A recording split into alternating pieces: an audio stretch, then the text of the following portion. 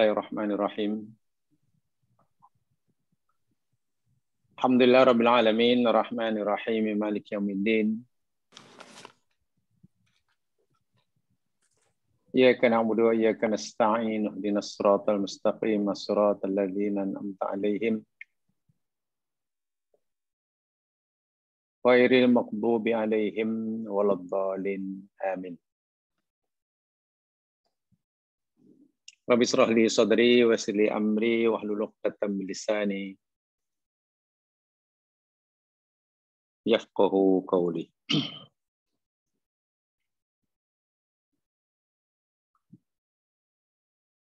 Kita panjatkan doa kepada Allah Subhanahu wa taala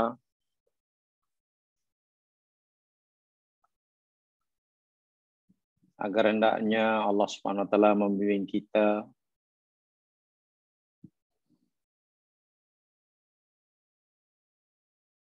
dan kita diberi kekuatan berupa persediaan jasmani dan rohani untuk menjalani ibadah Ramadan sehari dua ini. Dan satu di antara sunnah Nabi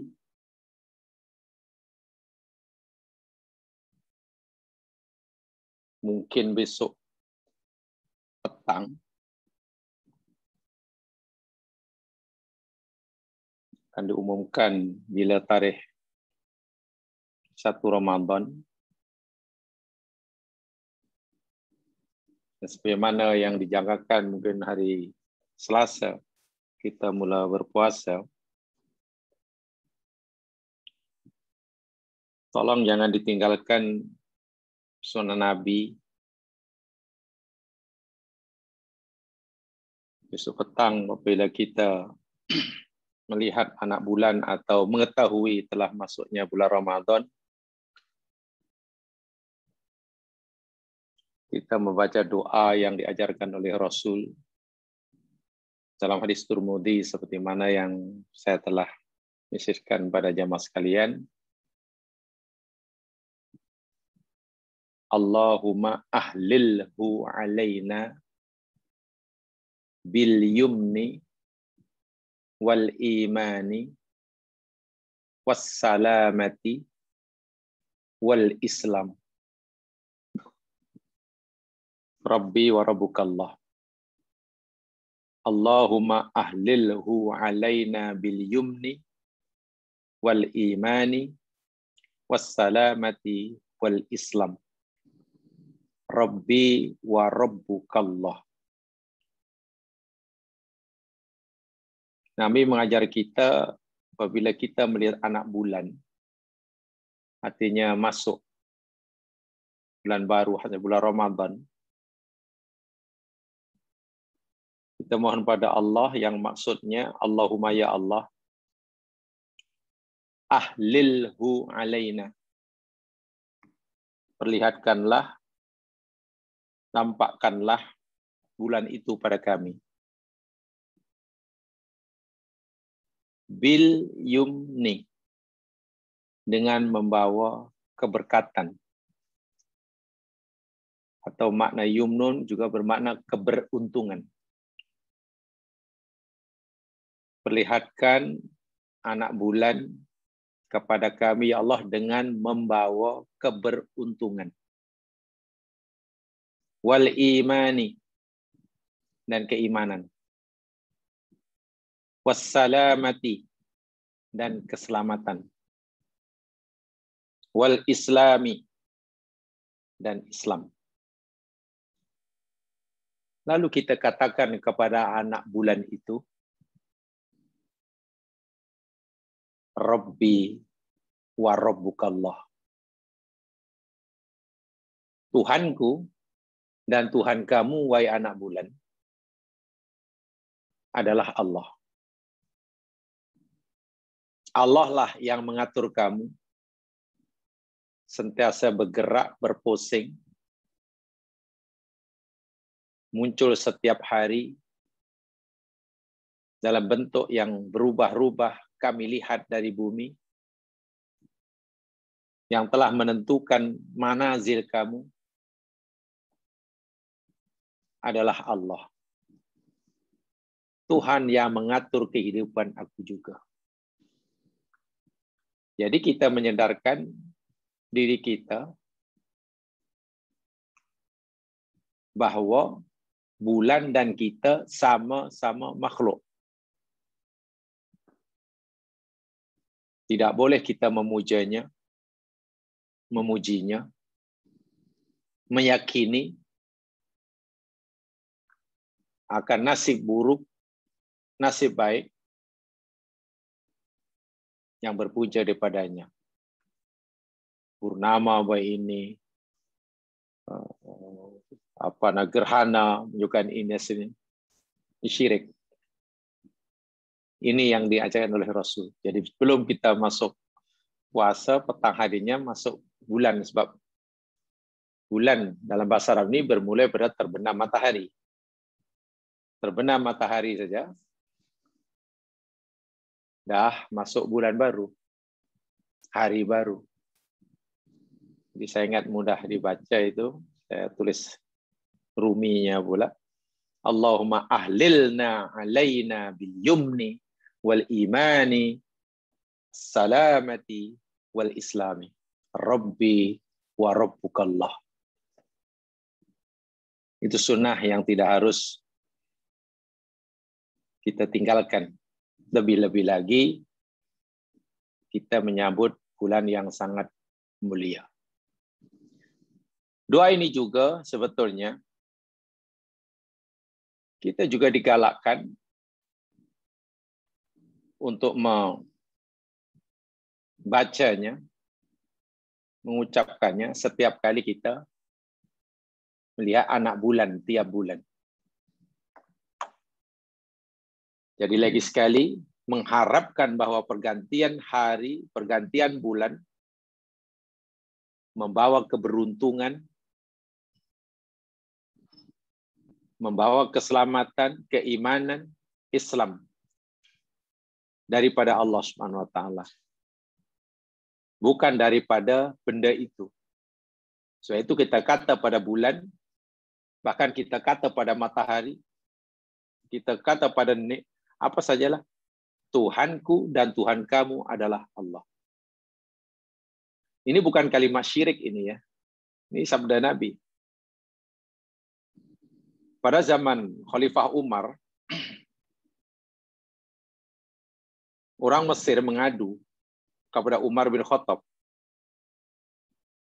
Karena di Mesir menghadapi masalah air. Oleh sebab sungai Nil semacam sudah berhenti mengalir, tidak memberikan airnya. Dan saki-baki kepercayaan jahiliyah di Mesir masih kuat. Ramai di antara mereka yang meyakini bahwa Nil sudah tidak mengalirkan airnya karena sudah tidak ada lagi orang yang melakukan apa dipanggil sesajen, apa dipanggil offering itulah ke sungai Nil, sembelih kambing ke apa itu. Saki-baki kepercayaan jahiliyah ini masih ada. Lalu mereka mengutus surat kepada Umar bin Khattab yang jadi khalifah masa itu. Mengadu macam mana ini? Sungai Nil sudah kering. Dan mereka ingin melakukan, ada di kalangan orang Mesir yang masih ada kepercayaan saki-baki jahiliyah, ingin melakukan upacara-upacara syirik yang telah dilakukan oleh turun-temurun ini. Umar menjawab surat, kemudian diantar ke Mesir. Mereka gembira, apa nasihat Umar agaknya. Peliknya setelah surat itu dibuka, bukan ditujukan kepada Gubernur Mesir, Abdul As, juga bukan ditujukan pada ketua kampung, ketua kaum, atau pada siapa. Surat itu ditujukan oleh Umar pada Sungai Nil. Kan pelik. Itu kan juga pada Sungai Nil. Yang menyatakan bahwa baik Sungai Nil, kamu adalah di bawah kuasa Allah Subhanahu wa taala. Kamu di bawah kuasa Allah Subhanahu wa taala. Kamu hendak mengalirkan airmu atau kamu hendak menghentikan aliran airmu, kami yakin adalah kehendak Allah dan kamu tidak punya kuasa apa-apa. Pelik, Umar pernah mengantar surat pada sungai Nil. Nabi Muhammad ketika perang Uhud, di situ waktu Muhammad berdiri dengan 3 orang sahabatnya. Di situ ada Abu Bakar, di situ ada Umar, di situ ada Utsman. Tanah atau tempat di mana berdiri ini macam ada goncangan. Bergoncang itu. Lalu Nabi panggil pada bumi itu, wahai bumi, wahai tanah, janganlah kamu bergerak, diamlah kamu. Karena sudah di atasmu ini ada Rasulullah, ada sahabatnya yang sangat disayangi, Sidik, dan ada 2 orang yang akan mati syahid. Subhanallah.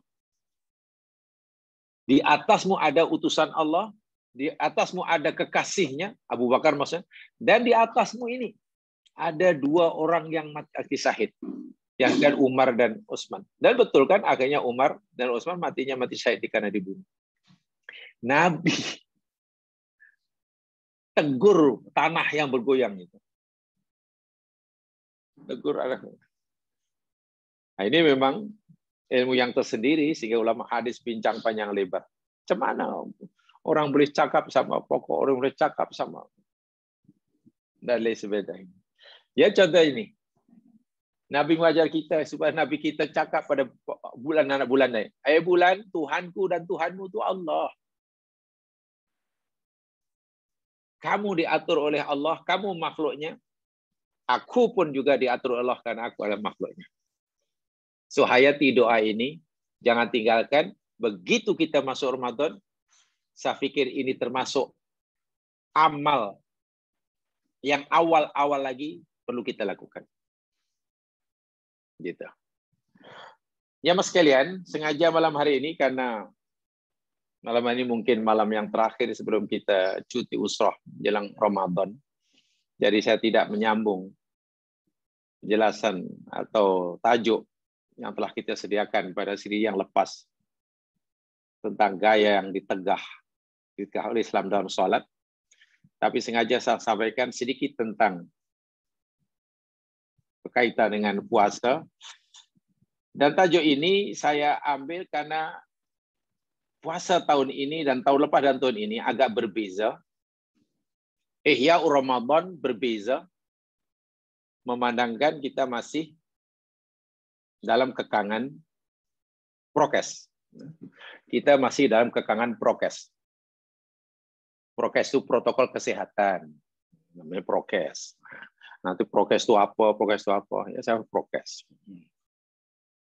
Jadi protokol kesehatan. Khasnya kita di Selangor, contohnya di depan kami tinggal ini, Masya Allah masih sangat dibatasi, terhad sekali.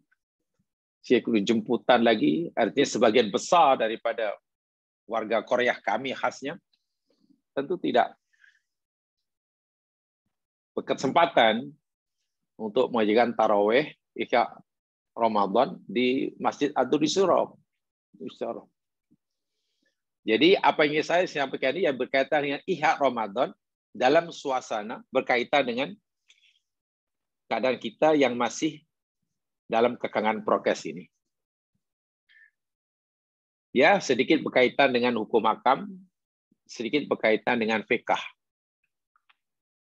Sedikit berkaitan fiqh. Saya berikan tajuk halil afdal salatut tarawih fil bait am fil masjid. Maaf jamaah sekalian, karena saya ini kurang biasa ya menulis dalam bahasa. Saya tak kurang, memang tak reti. Buat artikel dalam bahasa ini saya tak reti, tak keluar. Saya ini tidak hampir ada pen tapi tak dipakai. Tahu-tahu dakwanya kering karena jarang menulis. Melayu. Apalagi sekarang. Apa itu dengan Melayu memang tak ngerti. Jadi pada dulu tak keluar. Tak keluar. Ya mungkin karena dulu belajar sekolah agama Arab jadi banyak Arab, jadi senang Arab daripada Melayunya. Sulit, saya mengalami kesusahan. Tapi tidak apa. Sama saja itu hanya kaitan dengan bahasa, saya boleh jelaskan dalam bahasa Melayu. Tajuknya yakni,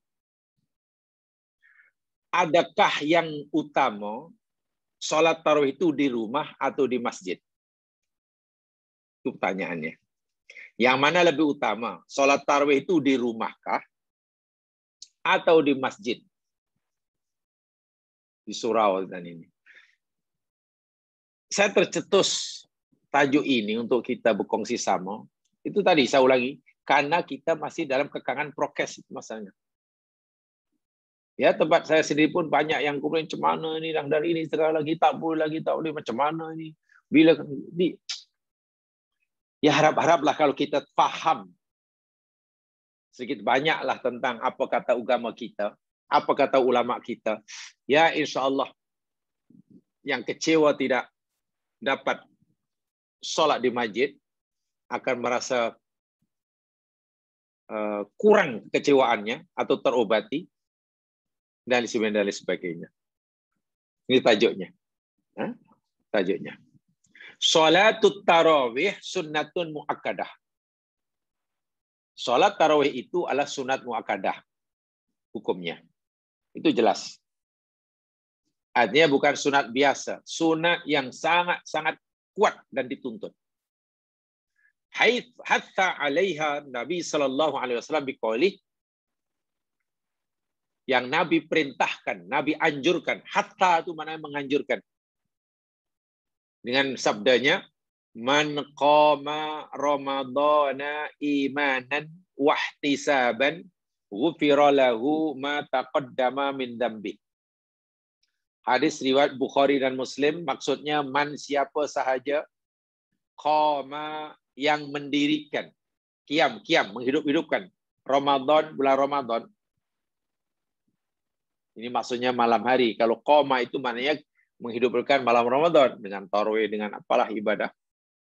Imanan, kerana keimanan, wahtisaban, dan mengharapkan pahala, ghufira, diampunkan, lahu bagi orang tadi, ma apa yang taqaddama yang telah berlalu, min dzambihi daripada dosanya. Masya Allah.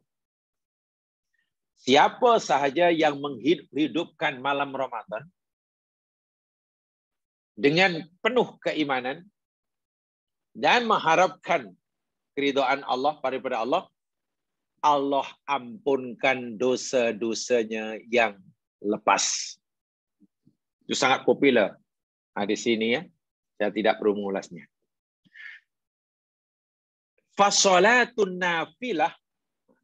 Ini sebenarnya yang saya tulis ini poin-poin saja sekalian ya. Supaya itu tidak kurang teratur susunannya. Kepada poin-poin saya dan saya jelaskan. Itu poin pertama, kita sudah tahu sholat tarawih adalah sunnah muakkadah. Sudah, poin pertama. Kemudian kedua, tengok. Fasolatun nafilah kulluha tustahabbu fil bait. Di poin kedua ini penting ini. Sholat tarawih termasuk sholat nawafil, nafilah. Bukan sholat fardu. Sholat sunat. Nawafil, nafilah itu sholat sunat lah. Sholat sunat, ya mas sekalian, kulluha, semuanya, tustahabbu fil bait. Disukai ianya dilakukan di rumah. Ini poin dia. Saya ulangi. Sholat sunat, semuanya itu disukai ianya dilakukan di rumah. Watajuzu fil masjid, dan harus atau boleh dilakukan di masjid. Tengok dia punya ayatnya. Disukai dilakukan di rumah, tapi boleh, harus dilakukan di masjid. Pahami betul tuh ayatnya, penting. Poin ini sesuai dengan sabda Nabi sebetulnya. Saya tidak sempat tuliskan di situ. Baginda bersabda, afdalus sholatil mar'i fi baitihi illal maktubah. Seutama-utama sholat seseorang itu di rumahnya. Utama seorang itu adalah di rumahnya. Illal maktubah, kecuali sholat fardu. Itu hadisnya. Seutama-utama sholat seseorang yang hendaklah dilakukannya di rumah. Sholat di rumah itu baik. Lebih afdal. Kecuali sholat fardu. Maknanya kalau sholat fardu, yang utama di masjid, di surau. Tapi sunat di rumah. Tapi ini belum kita amalkan, ini masalahnya. Masalah ini belum kita amalkan. Contoh, sholat isya. Yalah, sholat isya jamaah lah di masjid di surau. Tapi saya ba'dal isya kan juga di surau. Sebab kalau terus balik, memang tak sholat. Ya. Sebabnya begitu. Sholat duhur. Pergi masjid. Nah, memanglah itu balik. Tapi rawatibnya sebelum dan selepasnya sepatutnya dibuat di rumah. Itu lebih afdal. Jadi masjid, untuk poin yang kedua ini, hanya tempat untuk kita melakukan sholat fardu. Gitu. Itu prinsipnya.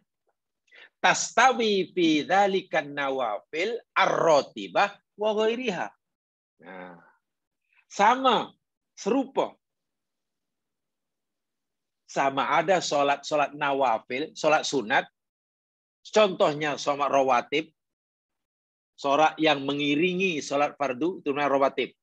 2 rakaat sebelum subuh, 2 rakaat atau 4 rakaat sebelum zuhur, 2 rakaat selepas zuhur, 2 rakaat selepas maghrib, 2 rakaat selepas isya, itu namanya rawatib. Atau sholat sunat yang lain itu disukai seeloknya dilakukan di rumah. Atau sholat sunat yang lain. Paham ya? Ini poinnya kedua. Illa hanya saja, kecuali, melainkan, hanya saja, annan nawafil ala salasati aqsamin. Bisa bagi dakmirah itu penting itu. Hanya saja, sholat nawafil, yakni sholat sunat, sholat sunat sampai fardu itu, ada 3 macam. Ada 3 jenis. Ada 3 kategori salat sunat itu. Ini saya kutip daripada kitab As-Sirajul Wahhab min Kasbi Matalib Sahih Muslim bin Hijaj yang dikarang oleh Syekh Siddiq Hasan Khan. Ini bukan pendapat saya, ini saya kutip daripada kitab ini. Sebagai kesimpulan pengajaran diambil daripada Sahih Muslim yang dikarang oleh Muslim bin Hijaz. Buku ini dikarang oleh Syekh Siddiq Hasan Khan. Salat sunat itu terbahagi menjadi 3 jenis. Ada 3 kategori. Al-Qismul Awal, jenis yang pertama. Kategori pertama. Ma yakunul aula ada uha fi khafa'in wan firadin. Kategori yang pertama yakni sholat sunat yang lebih utama. Dilakukannya di tempat yang sembunyi dan seorang-seorang. Bukan di tempat ramai dan bukan berjamaah. Itu maksudnya. Ada sholat sunat, jadi sholat sunat yang utamanya dilakukannya seorang-seorang, bukan berjamaah, dan di tempat yang khofa, bukan di tempat ramai. Kalau di masjid kan ramai. Wa yustahabbu ada'uha fil bait. dan disukai. Jenis sholat sunat yang pertama ini dilakukannya di dalam rumah kita. Sebab rumah kita ya ini rumah yang khafa, yang tersembunyi. Dan kita pun melakukan seorang, tak ada jamaah. Wahia aghlabun nawafil ar-ratibah wa ghairi ratibah. Sholat sunat jenis yang pertama itu yakni semua sholat rawatib. Sholat rawatib. 2 rakaat sebelum subuh, kita kenal sebagai sholat fajar. 2 rakaat atau 4 rakaat sebelum zuhur. 2 rakaat selepas zuhur. 2 rakaat selepas maghrib. 2 rakaat selepas isya. Ini sebetulnya, jamaah sekalian, yang paling utama dan yang paling lebih disukai oleh Allah Subhanahu wa taala kita lakukan di tempat yang seiman di rumah dan seorang, bukan jemaah. Bukan secara berjamaah, lakukan seorang-seorang lagi bagus.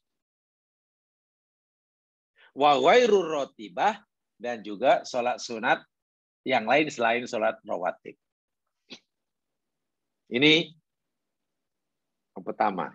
Kategori salat sunat yang pertama. Elok dilakukan seorang-seorang tanpa tidak berjamaah dan di rumah.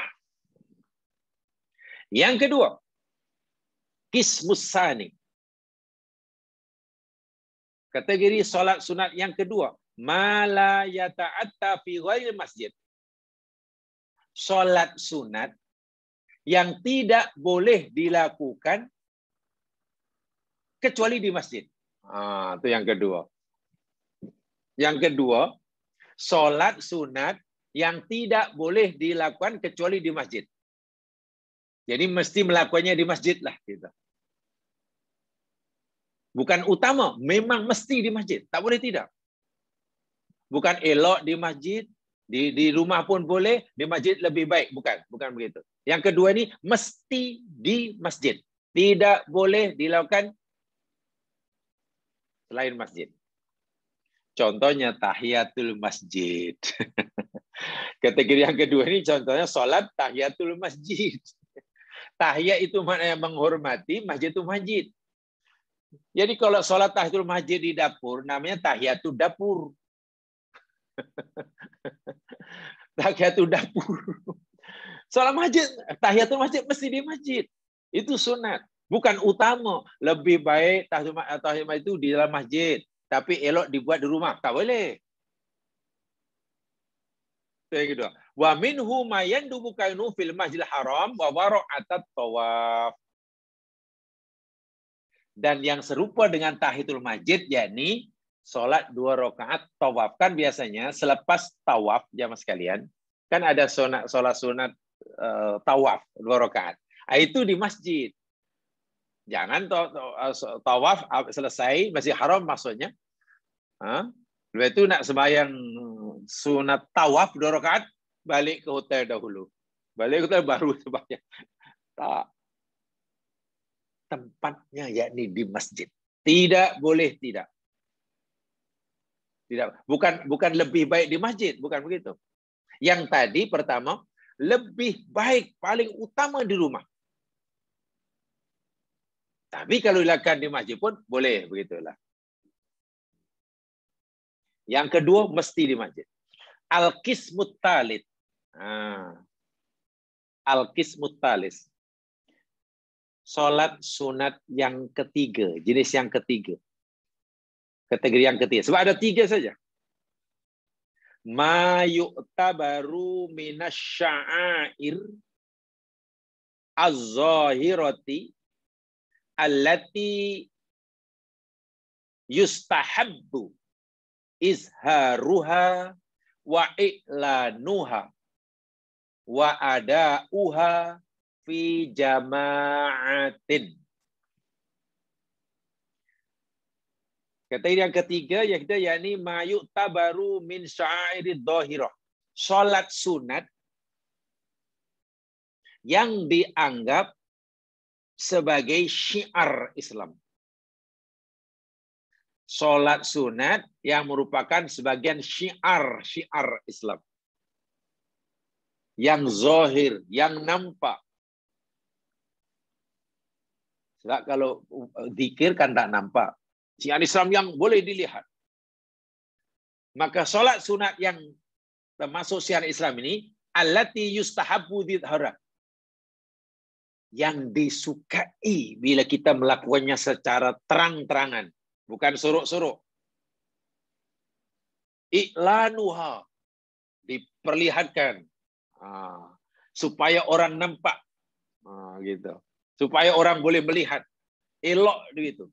Wa adauha, dan dilakukannya fi jamaah, secara beramai-ramai, bukan seorang-seorang. Sholat sunat dilakukan secara berjamaah dan terang-terangan. Jika sholat sunat itu termasuk syiar zahir yang perlu diperlihatkan. Apa contohnya? Sholatul Idaini. Sholat sunat 2 hari raya. Sholat sunat 2 hari raya. Hari raya Fitri ke, hari raya Adha ke. Ini syiar nih. Salat raya itu termasuk syiar Islam. Maka disukai, afdal, ia dilakukan secara beramai-ramai, secara berjamaah, dan di tempat yang terbuka. Bahkan Rasul Shallallahu Alaihi Wasallam, jamaah sekalian, sepanjang hayat baginda sentiasa melakukan salat Idul Fitri dan Idul Adha di tanah lapang, tidak di masjid.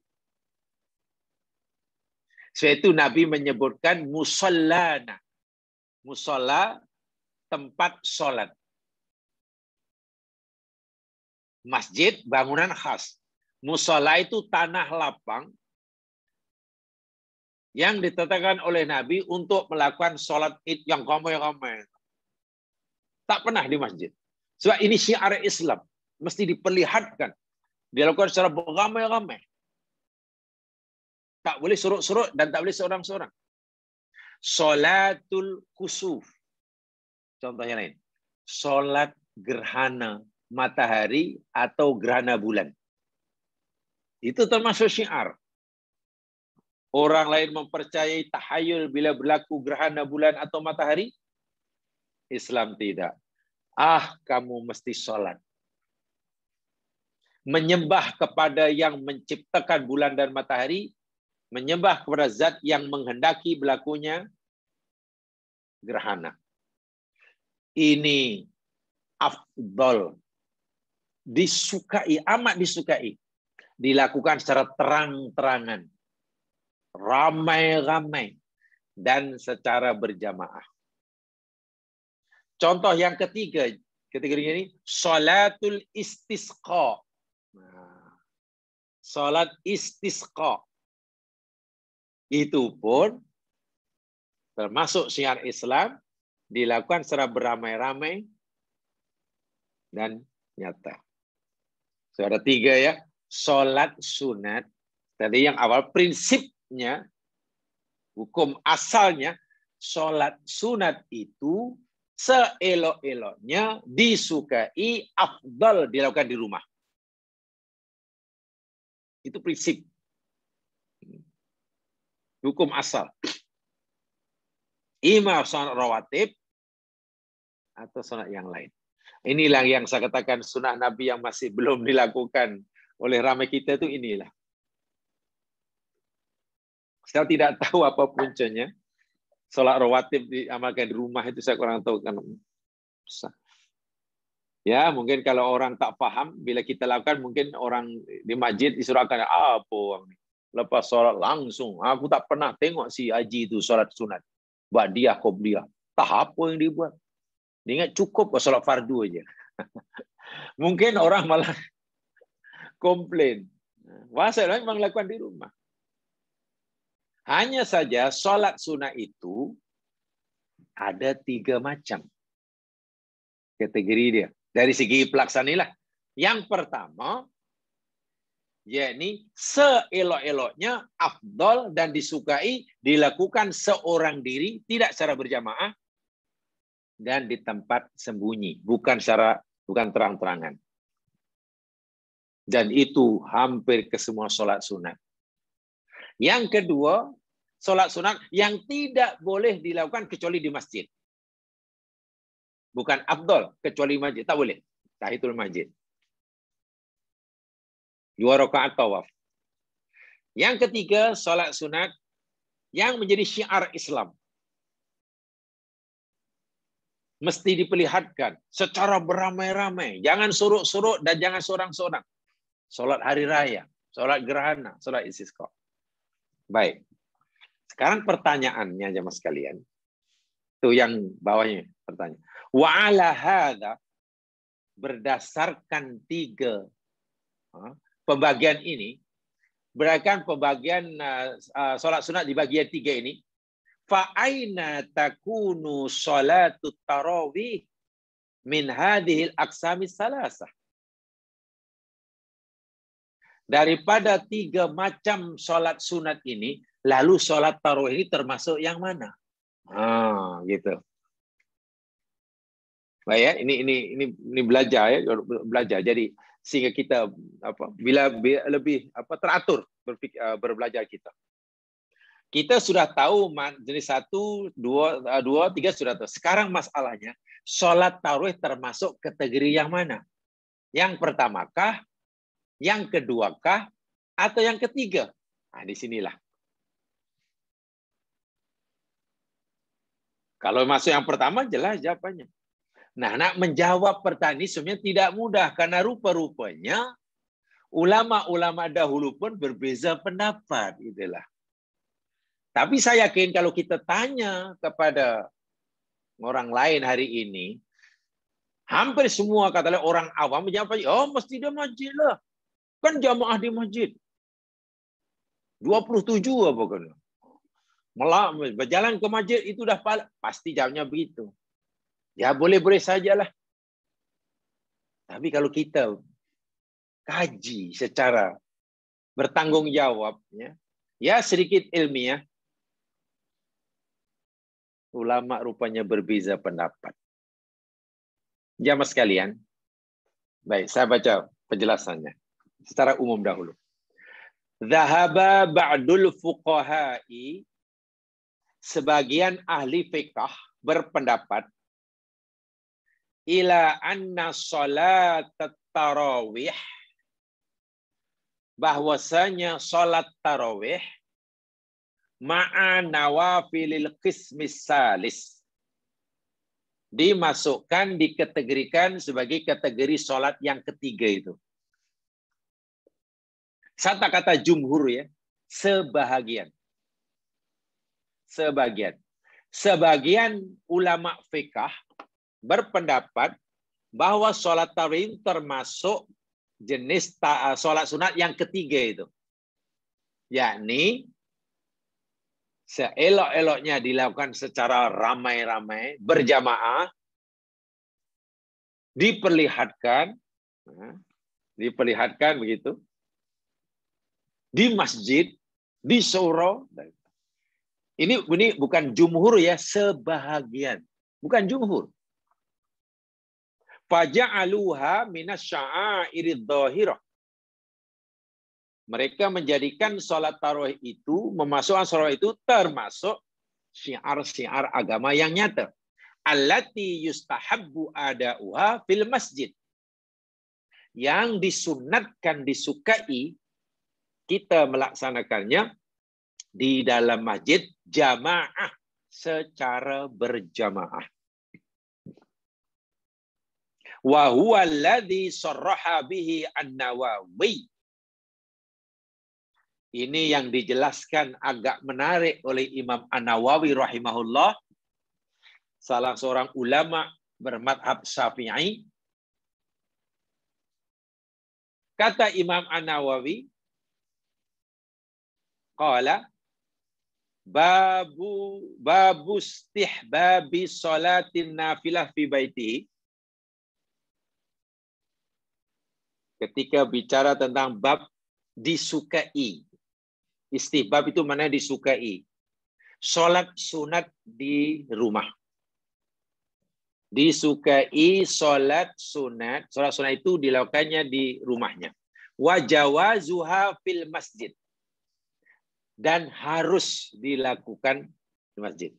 Tengok ya bahasanya, ayatnya jangan salah ya. Sholat sunat itu disukai, lebih disukai, afdal dilakukan di rumah.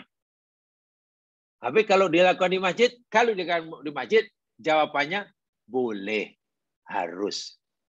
Jadi kalau tanya, boleh atau tidak boleh sholat sunat di masjid, jawabannya boleh. Tapi kalau tanya, mana yang lebih utama, lebih afdal, sholat sunat di masjid atau di rumah, jawabannya di rumah. Paham ya? Itu. Kata Imam Nawawi. Sawa'un hadar rotibah wa ghiraha. Sama ada ia salat tarawih atau selain tarawih. Illa sya'air ad-dhahirah wa hiya al-'id. Kecuali salat yang ini syiar agama yang nyata, contohnya salat Id, salat gerhana, kusuf, salat istisqa, wat tarawih. Imam An-Nawawi menyebut wat tarawih. Bagaimana Imam An-Nawawi mengkategorikan, memasukkan tarawih termasuk kategori yang ketiga itu. Yang ketiga, yakni apa namanya? Disukai, dilakukan secara beramai-ramai dan berjamaah. Diiklan istilahnya supaya orang-orang nampak. Termasuk yang pendapat ini yakni Imam An-Nawawi sebagian fuqaha. Sebagian fuqaha. Wa ja'ala Syekh Ibnu Sa'id ala sah ay fi madhhab Syafi'i. Syekh Siddiq Hasan Khan menjadikannya sebagai syiar yang zahir. Jadi setuju maknanya Syekh Siddiq Hasan Khan menyetujui pendapat Imam An-Nawawi bahwa tarawih itu termasuk kategori yang ketiga itu. Ai fil madhhab as-Syafi'i, dalam madhab Syafi'i ya. Wa ala hadza.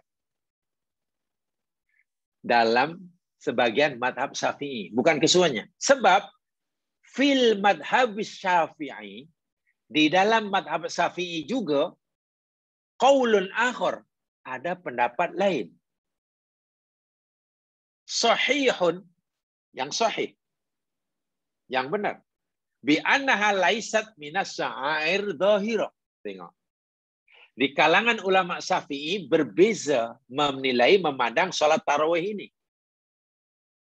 Ada yang melihatnya, menganggapnya salat tarawih itu termasuk kategori yang ketiga. Bila ia dimasukkan kategori ketiga, maknanya elok dilakukan berjamaah di tempat terbuka, contohnya masjid atau surau.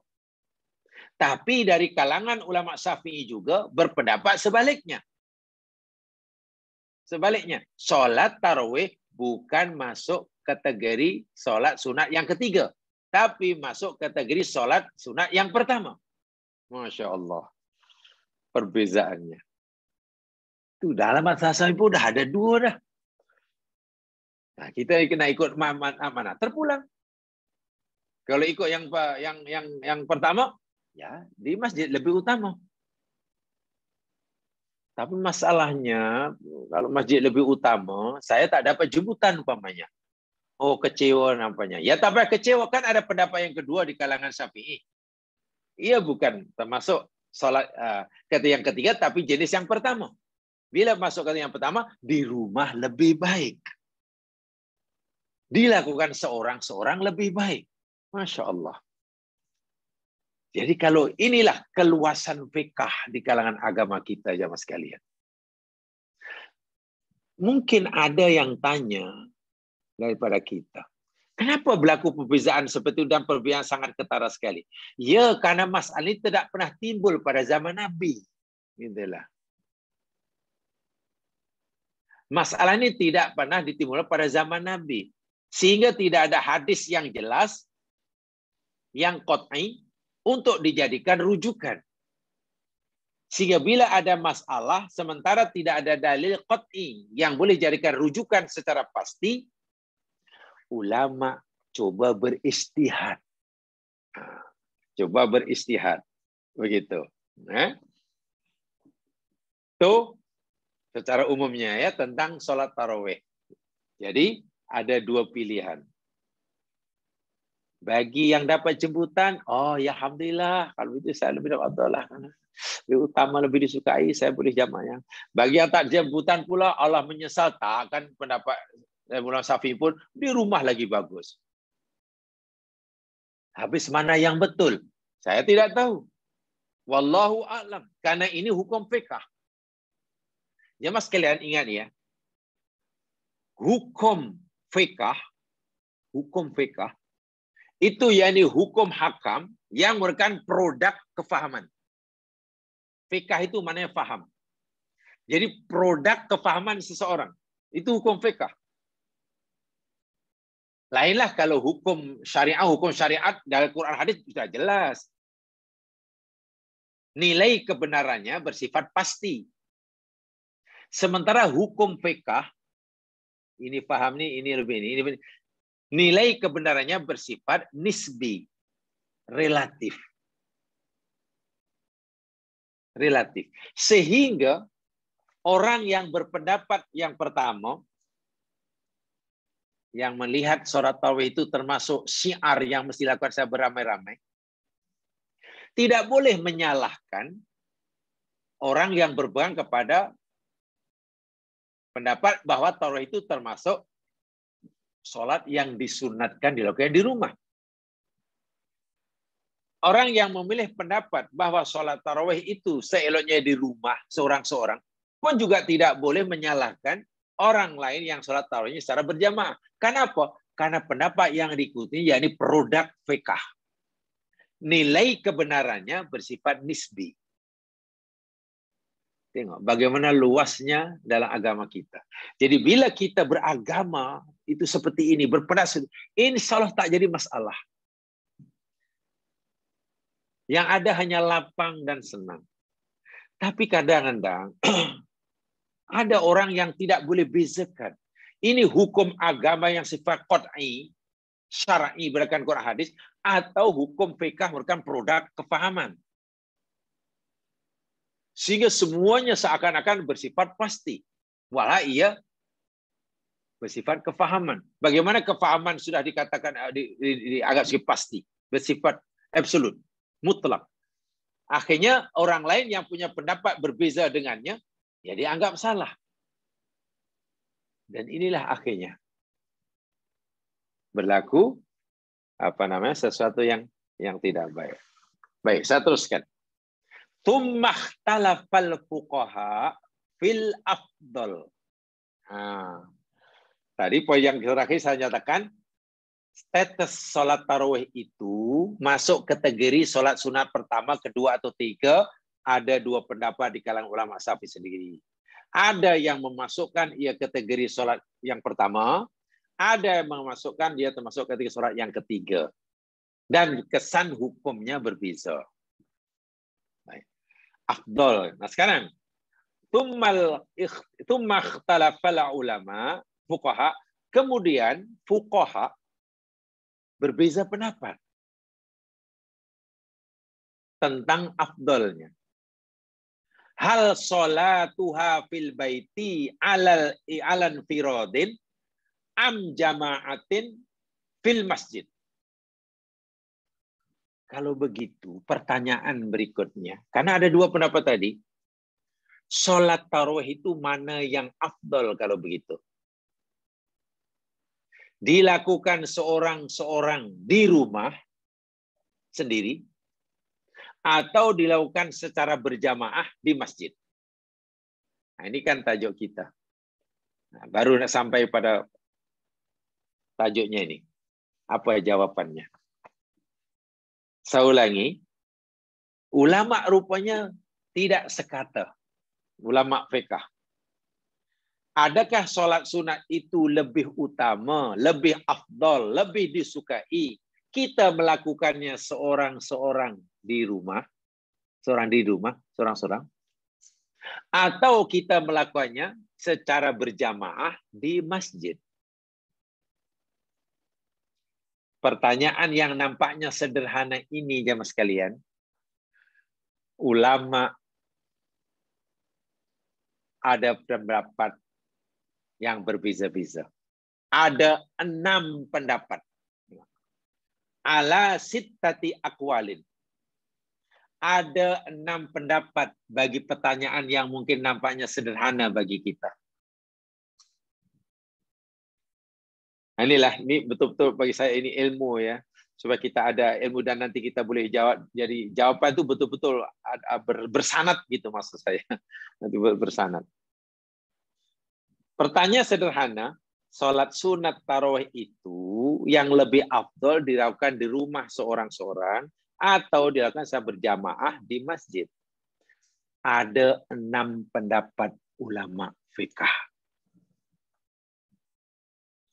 Dari 6 itu mana yang kita nak pilih, saya tidak menyuruh, saya tidak memaksa. Ini kajian, ini kajian. Ini tafakuh. Ini yang saya masukkan tafakuh fiddin itu di sini nih. Kalau bab hukum. Al-qaulul awal. Pendapat yang pertama. Ma dhahaba ilaihi jumhurul fuqaha. Pendapat yang pertama yang ini yang dipilih, yang diikuti oleh jumhur fuqaha. Fuqaha itu mana ahli fikih. Menurut jumhur, majority fuqaha, ahli fikih, wa huwa, yakni annal afdal, bahwasanya yang utama, yang paling utama, ada melaksanakan sholat tarawih itu fil masjid, di masjid, jamaatan secara berjamaah. Ini jumhurul fuqaha.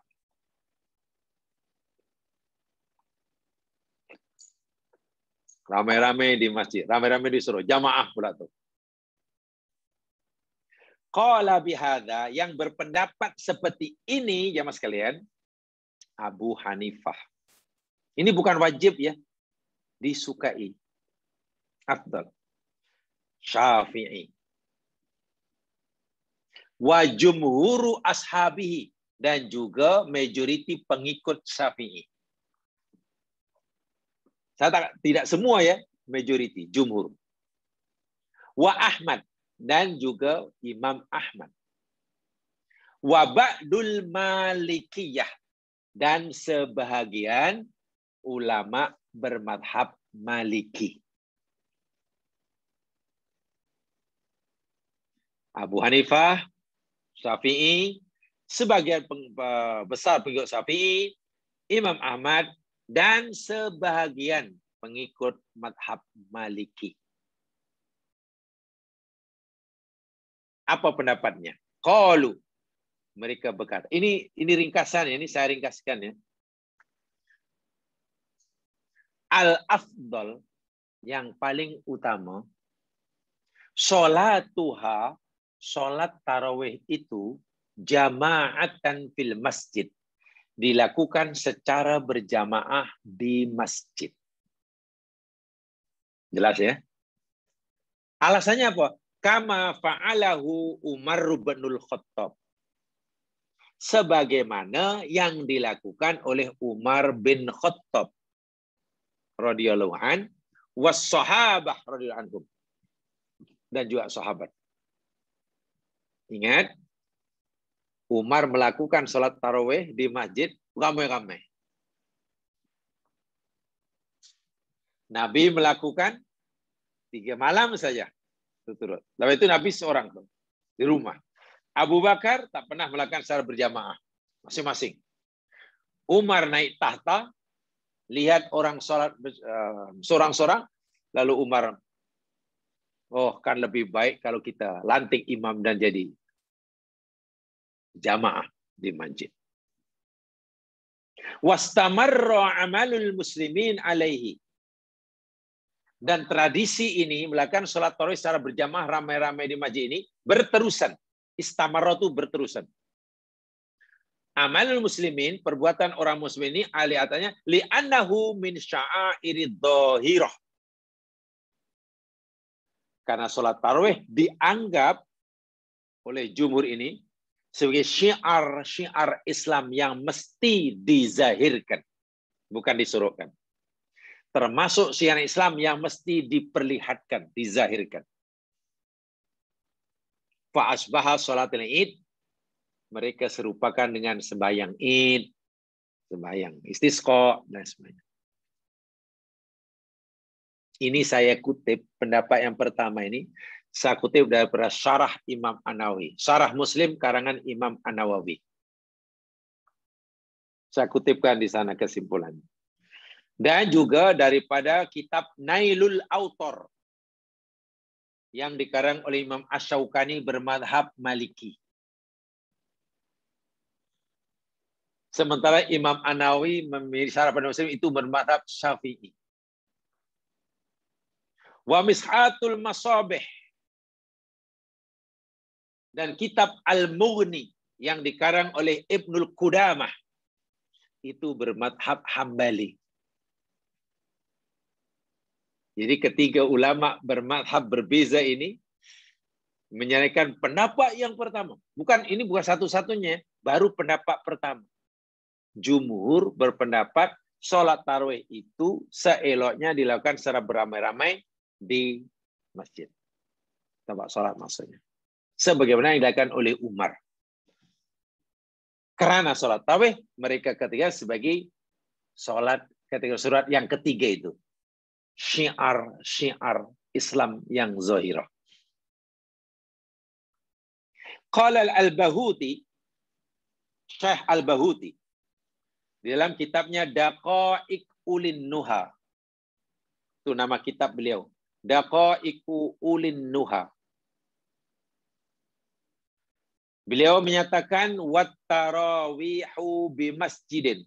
Salat tarawih di masjid afdalu min habibaitin, lebih utama daripada dilakukan di rumah. Li'annahu sallallahu alaihi wasallam, karena Nabi sallallahu alaihi wasallam, ini alasan dia, ini dalilnya. Karena Nabi sallallahu alaihi wasallam jama'an nasa 'alaiha. Nabi pernah mengumpulkan atau melakukan sholat tarawih ini secara berjamaah. Diikuti oleh ramai sahabat. Talata layalin mutawaliyat. Selama 3 malam. 3 layal malam mutawaliyat berturut-turut. Malam pertama, kedua, ketiga. Nabi pernah lakukan di masjid ramai-ramai, jamaah. Kama rawathu Aisyah, sebagaimana yang hadis yang dikatakan oleh Aisyah radhiyallahu anha, man qama, Nabi bersabda, man qama ma'al imam, sesiapa saja yang qiyam malam hari termasuk bersama Pak Imam, hatta yansarifa, ikut imam daripada awal hingga selesai, habis, husiba lahu qiyamu lailatin, maka orang itu dikira, dianggap, dicatat baginya sebagai qiyamul satu malam. So hadis ini dijadikan alasan oleh Imam Al-Bahuti dalam Daqaiq Ulin Nuha, salat tarawih itu tidaklah afdalnya ramai-ramai dan di masjid. Ditegaskan oleh Imam Nawawi dalam kitabnya Al-Majmu'. Al-Majmu' yang nama kitab juga dikarang oleh Imam Nawawi. Apa kata yang dalam Al-Majmu'? Salatut tarawih, salat tarawih sunnatun, sunnat. Hukumnya sunat betul. Bi ijma'il ulama, menurut kesepakatan ulama. Tapi Imam An-Nawawi agak longgar di sini. Dalam kitab Majmu' Imam ini longgar pendapatnya. Sebab beliau kata begini, wa yajuzu wa tajuzu, dan boleh, harus. Boleh, tak ada masalah. Munfaridan, dilakukan seorang-seorang pun boleh. Wa jama'atan pun boleh. Itu pendapat pertama. Tapi setelah ditanyakan, wa ayyuhuma afdal, Imam An-Nawawi, tuan kata, solat tarawih ini solat sunat, yang boleh dengan seorang pun boleh, jamaah pun boleh. Tapi kami ingin nak tahu, ayyuhuma afdal, yang mana lebih utama? Dilakukan seorang-seorang atau berjamaah? Fihi wajhani masyhurani. Kalau kamu nak tanya pada aku tentang apa mana afdal, dalam hal ini ada dua pendapat yang kedua-duanya masyhur. Tengok. Ada pendapat dilakukan seorang-seorang lebih baik, itu pun masyhur. Ada yang mengatakan pendapat dilakukan secara berjamaah, itu yang afdal, itu pun masyhur. Ini jawaban Imam Nawawi itu dalam kitabnya Al-Majmu'. Tapi kemudian beliau rupanya cenderung atau memilih was-sahih, dan bagi saya lah yang lebih tepat, lebih benar, lebih meyakinkan, bittifaqil ashab, sesuai dengan kesepakatan madhab kami, ashab ini maknanya madhab Syafi'i lah, annal jamaah afdal, bahwa sholat tarawih secara berjamaah itu lebih utama. Beliau An-Nawawi memilih itu. Walaupun beliau menyatakan, kami tahu ada dua pendapat yang masyhur dalam ini dan keduanya boleh kamu pilih.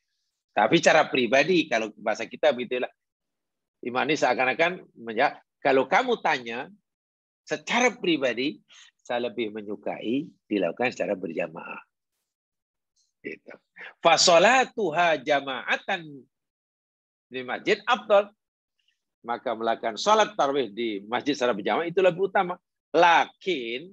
Tapi lau sholahar rajulu, jikalau seorang itu melakukan salat tarawih fi baitihi, di rumahnya, munfaridan, seorang-seorang, tidak berjamaah. Au jama'atin, atau mungkin secara berjamaah dengan keluarganya, seorang-seorang ke jamaah ke bi ahlihi, dengan ahli keluarganya, fahuwa jaiz, hukumnya harus. Ya mas sekalian, kita tidak boleh ya menilai Imam Nawawi pendapat itu mana seakan Imam ini pendapatnya macam tak meyakinkan. Macam mana apa yang betul nih? Tak, ini justru orang macam inilah yang orang yang luas ilmunya. Ini bukan maknanya Imam Nawawi meragui akan pendapatnya. Tadi kata yang yang afdal di masjid, tapi kalau di rumah pun boleh juga. Macam mana nih? Kan macam tak tegas ke jemaah sekalian. Fikah bukan begitu jemaah sekalian. Yang mesti satu itu hanya bila ada nas yang sharih. Apa hukum makan daging babi? Haram. Tegas. Tak ada ke pendapat yang lain? Tidak ada. Tapi kalau ada pendapat yang lain yang mengatakan hanya makruh, salah. Nah, itu boleh. Sebab itu ada nas. Itulah. Tapi hukum agama, hukum fikah yang sifatnya produk kepahaman, ya tidak ada yang Islam. Yang ini yang betul adalah ini, yang tak sama ini adalah salah. Nah, itu bahaya sekali itu. Itu bahaya. Sehingga kadang-kadang orang masyarakat awam jangan kadang tidak boleh bezakan. Ini sebenarnya hukum agama yang sifatnya qat'i atau hukum fikah yang sifatnya relatif yang ada pilihan. Ini susahnya. Kalau ia bersifat kefahaman seorang ulama, itu namanya fikah ya sekalian. Tapi kalau satu amalan itu berdasarkan dalil yang qat'i, yang tidak ada makna lain kecuali apa yang disebut, nah itu memang kita tak ada pilihan. Tapi kadang ramai orang fikir semua pendapat yang disampaikan oleh seorang itu semuanya mengikat. Tak ada sebab itu yang betul, yang salah. Inilah bahayanya.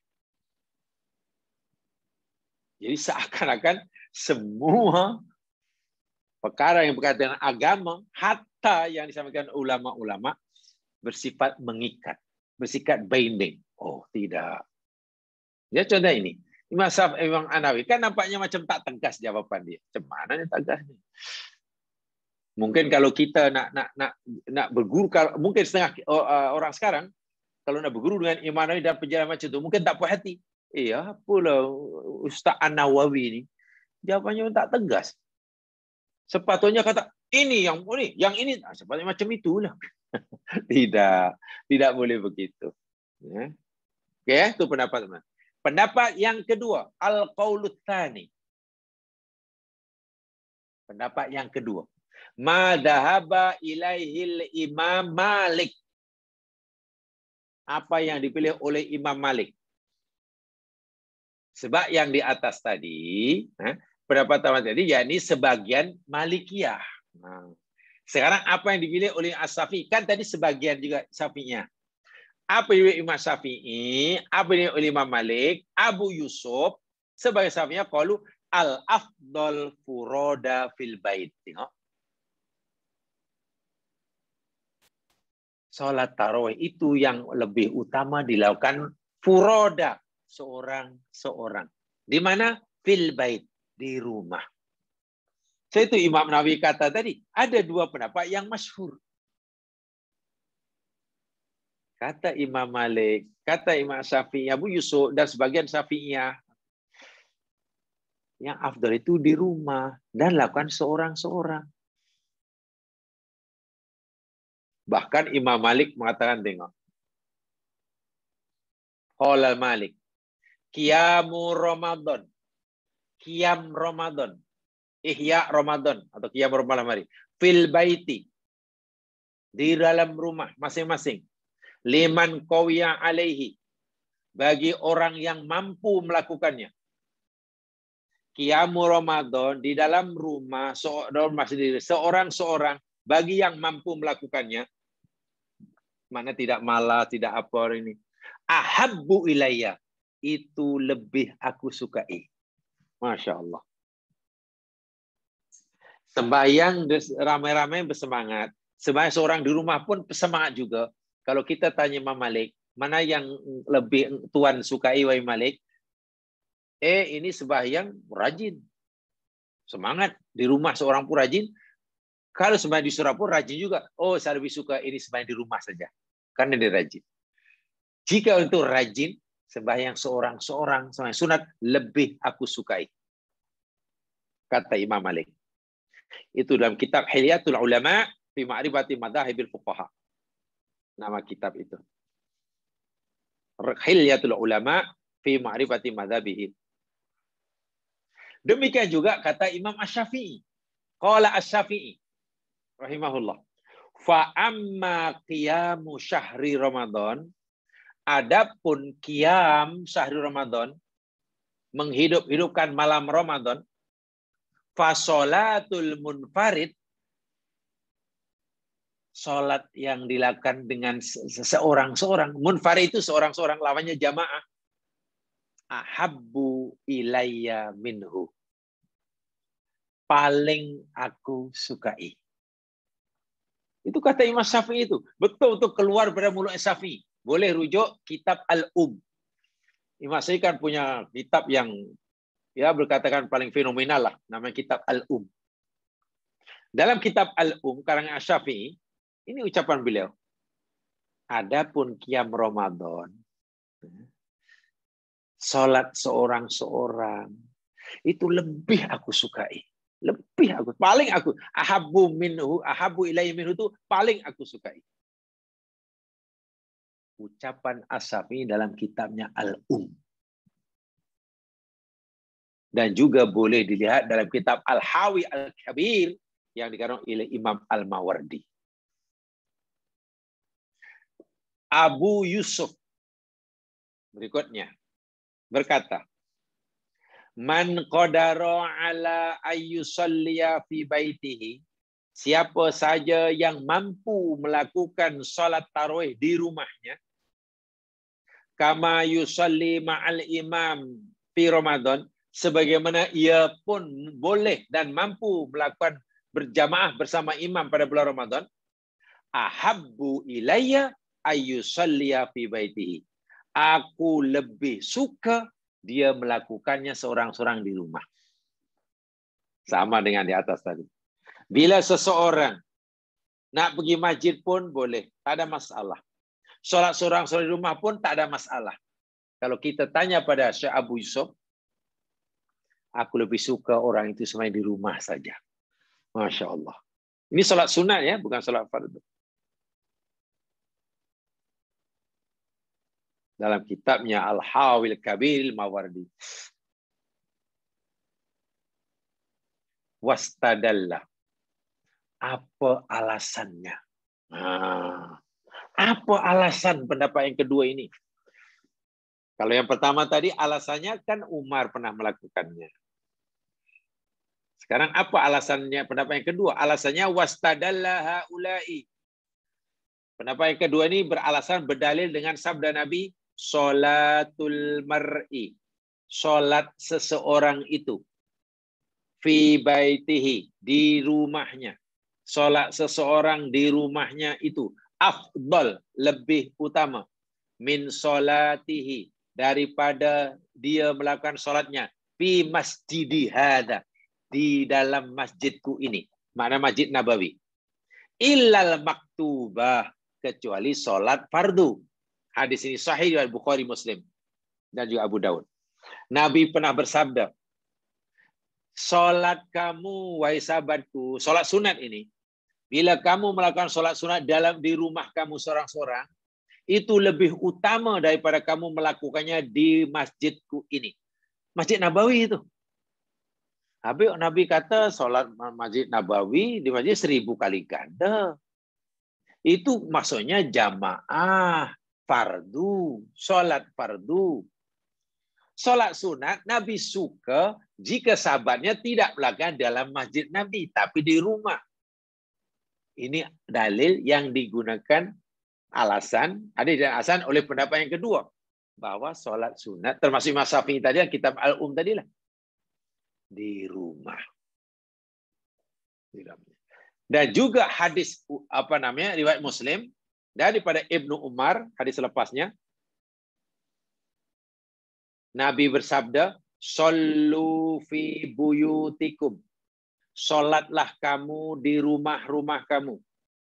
Wala tattakhiduha kuburan. Jangan kamu jadikan rumah-rumah kamu macam kubur. Jadi pastikan rumah kamu berbeza dengan tanah perkuburan. Supaya rumah kamu tak sama dengan kubur, lakukan sholat di dalam rumah. Sholat sunat maknanya. Jadi sholat sunat dalam rumah itu pembeza antara rumah dan kubur. Artinya kalau di rumah tak ada sholat, kubur tak ada sholat, itu bukan rumah. Namanya kubur, kata Nabi. Kalau sholat rumah, kubur ada sholat, rumah pun ada sholat, ya tak ada bezanya lah. Ini bermakna kubur tak ada sholat, tidak ada sholat atas kubur. Paham ya? Itu yang kedua. Jadi pendapat kedua ini dengan yang pertama bercanggah, sama-sama masyhur. Yang ketiga, al-qaulut talis. Pendapat yang ketiga, ma dhahaba ilaihil hanafiyah. Pendapat yang ketiga ini, yakni pendapat yang dipilih oleh madhab Hanafi. Hanafiyah. Faqalu, mereka berkata, perhatikan betul-betul, apa madhab Hanafi? Sholatut tarawih jama'atan, sholat tarawih secara berjamaah, fil masjid, dilakukan di masjid itu, hukumnya sunnatun alal kifayah. Dipanggil sunat kifayah. Bukan afdalai, sunat kifayah. Kata madhab Hanafi. Yang pertama tadi, afdal saja. Sunat kifayah itu maknanya, jika masjid tidak ada, di masjid tidak ada orang melakukan sholat berjamaah, satu kampung itu dosa. Walaupun dosanya tidak sama dengan meninggalkan fardu kifayah. Maknanya mesti ada orang yang melakukan berjamaah di masjid. Walaupun mungkin hanya minoriti. Dan majoritinya buat di rumah. kata Hanafi, itu sunat kifayah. Hatta law aqamahal ba'du, sehingga apabila sebagian penduduk itu telah mendirikannya di masjid, fil masjid, bijama'atin dengan cara jamaah, wa baqi ahli buldah munfaridan fi baiti, sementara ahli qaryah yang lain itu melakukannya seorang-seorang di dalam rumahnya, la yakunu tarikan lisunnah. Maka satu kampung itu tidak boleh dianggap meninggalkan sunnah, menepati sunnah. Karena sudah ada wakilnya. Saya pikirlah kalau pendapat wanita kita pahami betul. Ya akhirnya kita tenang, kita akhirnya tidak mengeluh.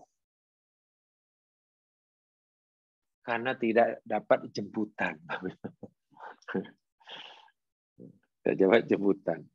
Wa hujjatuhum fi dzalika, hujah mereka mayurwa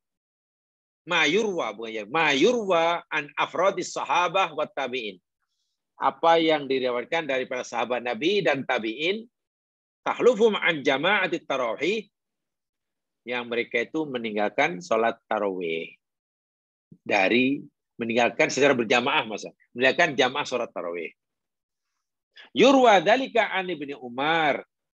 Riwayat ini disahkan pada Ibnu Umar, Urwah, Salim, Qasim, Ibrahim, Nafi.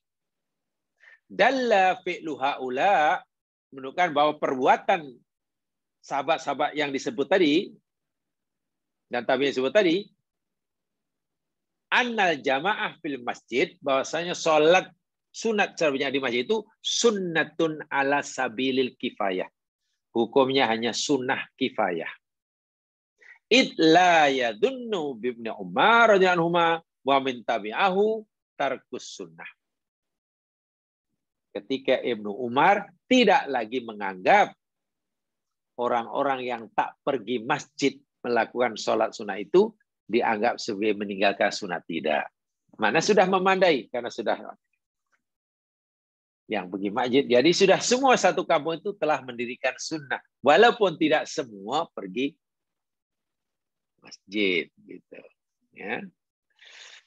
Sehingga lau taroka ahlul masjid, jikalau seluruh ahli qaryah, ahli masjid itu meninggalkan, tidak melakukan sholat, tak ada seorang pun yang sholat tarawih berjamaah di masjid. Bijamaatin faqad asa'u wa atimu. Seluruh penduduk kampung telah melakukan satu perbuatan buruk dan berdosa. Itu maksudnya. So, nampaknya yang ketiga ini agak keras sedikit, keras karena bila dilanggar ada kesan hukumnya. Yang keempat, pendapat keempat, al-qaulur rabi' ma dhahaba ilaihi at-Tahawi. Pendapat yang dikuatkan oleh Imam At-Tahawi. Sebagaimana yang dikutip oleh Imam An-Nawawi, Al-Hafiz Ibnu Hajar Al-Asqalani. Wa balagha At-Tahawi, pendapat Imam At-Tahawi yang dikutip oleh Imam An-Nawawi dan juga oleh Ibnu Hajar Al-Asqalani. Apa kata Imam At-Tahawi? Ini paling berat ini. Imam At-Tahawi berkata, salat tarawih fil jamaah, dilakukan secara berjamaah, wajibatun, hukumnya wajib. Alal kifayah, tapi wajib kifayah atau fardu kifayah. Tadi sunnah kifayah, ini fardu kifayah.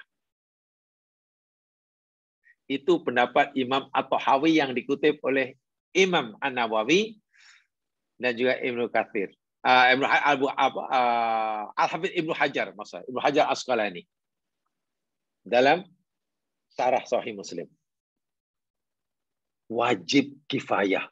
Oh, tadi sunnah kifayah saja. Keempat ini lebih berat. Wa qaribun min hadza, dan yang lebih mendekati dengan pendapat ini, yurwa anil Imam Abi Hanifah. pendapat yang diriwayatkan daripada Abu Hanifah. Anau qol at-tarawih sunnatun. Ada riwayat yang disandarkan pada Abu Hanifah. Abu Hanifah diberitakan telah berkata, tarawih itu adalah sunnah, la tajuzu tarkuha. Tidak boleh ditinggalkan. Kan sunnah itu sebetulnya boleh ditinggal. Tapi tarawih sunnah yang tidak boleh ditinggalkan. Nah, istilah sunnatun la tajuzu tarkuha, amalan sunat yang tidak boleh ditinggalkan itu, kata Imam At-Tahawi, namanya wajib kifayah. Wajibatun kifayah. Istilah Imam At-Tahawi, wajibatul kifayah. Kalau kata Imam Abu Hanifah, sunnatun la yajuzu tarkuha. Amalan sunat yang tak boleh ditinggal. Sedangkan sunat ini kan boleh ditinggal sepatutnya. Jadi itu atas sunat lah, bawah wajib. Atas sunat bawah wajib. Wa wajjah as-subhi wa yasubki. Imam As-Subki